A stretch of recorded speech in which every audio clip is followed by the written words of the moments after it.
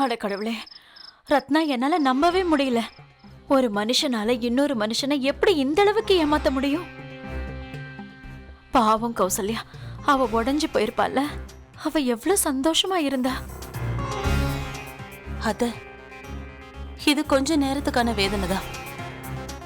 ஒருவேளை அவளுக்கு அந்த கல்யாணம் நடந்திருந்ததுன்னா வாழ்க்கை பூரா அவ அந்த வேதனையோட தான் வாழ்ந்திருக்க வேண்டியதா இருக்கும். இப்ப இது நல்லதா போச்சு. அந்த கடவுள் கருணை காட்டியிருக்காரு. நம்ம கௌசல்யாவும் தப்பிச்சிட்டா.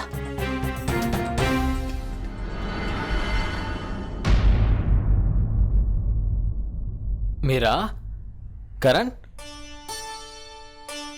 இந்த திங்ஸ் எல்லாம் எங்க போயிட்டு இருக்க? அது ஆக்சுவலி பாண்டிக்கு என் மேல கோவம் வந்துருச்சு. ஏன்னா நான் ப்ரூஃப் கொண்டு வந்ததுனால தான் கௌசல்யாவோட கல்யாணம் நின்று போச்சுன்னு. அதனால அவனோட வீட்டில இருந்து என்னை வெளியில அனுப்பிட்டான். என்ன? இந்த பாண்டிக்கு புத்தி கிதி கெட்டு போச்சா என்ன? அவங்க பொண்ணோட வாழ்க்கை தப்பிச்சிருக்கே. எந்த விஷயம் அவங்க கண்ணுக்கு தெரியலையா? பாண்டி அரை லூசுன்னு தெரியும். ஆனா இப்ப முழு லூசா மாறிட்டான். உண்மை எப்ப தெரியுதோ அப்பதான் அவெல்லாம் ஃபீல் பண்ணுவான்.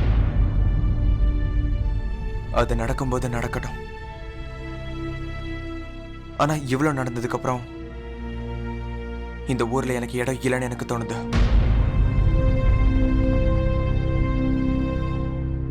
நான் இப்போ கிளம்பி போறது தான் நல்லதுன்னு படுது. நீ ஏன் ஊரை விட்டு போகணும்னு நினைக்கிற? இந்த ஊர் பாண்டிக்கு மட்டும் சொந்தம் இல்ல, எல்லாருக்குமே சொந்தம். அவனோட வீட்டு வாசக்கதவை மூடிட்டானா அதுக்கு இது அர்த்தம் கிடையாதே. ஊர்ல இருக்கிற எல்லா வாசக்கதவும் மூடி இருக்கும்னு. இது நம்ம ஊர். நீ இங்கதான் இருப்ப காரன், எங்க வீட்டுல.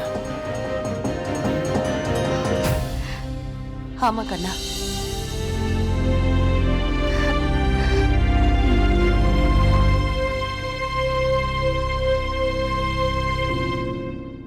எங்க ஊர் பொண்ணோட வாழ்க்கையை நீ காப்பாத்தினதுக்காக உனக்கு எங்களால இதைத்தான் பண்ண முடியும்.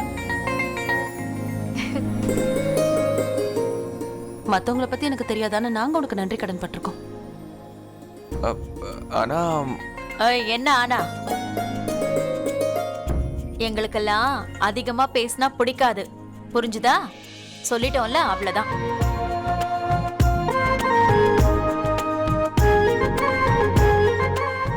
ஆனா நான் எப்படியோ கரண், நீ ஒரு வேலை விஷயமா இங்க வந்திருக்க.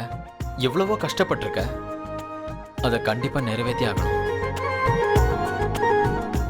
போதும், இதை பத்தி இனிமே பேசவே வேணாம். முடிவாயிடுச்சு. நீ இனிமே இங்கதான் இருக்கணும்.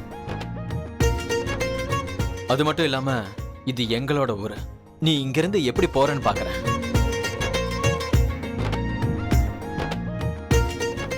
தேங்க்யூ. கூட்டிட்டு போறேன் வீர். இவனுக்கு ரூமை காட்டு. சரிம்மா, வா, ரூமை காட்டுறேன். உன் திங்ஸ் எல்லாம் கூட. அட பரவாயில்ல, நான் எடுத்துக்கிறேன். வா வா.